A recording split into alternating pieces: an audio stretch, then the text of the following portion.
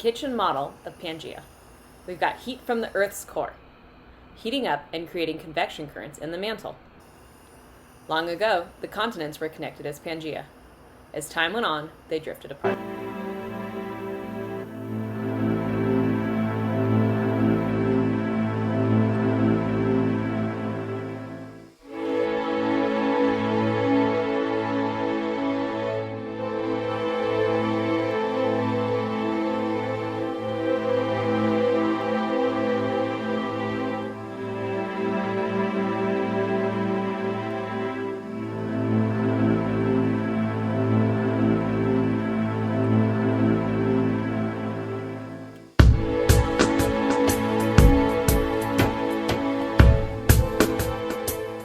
If you look closely here, you'll see a convergent boundary forming, where the two continents are colliding and starting to form a mountain range.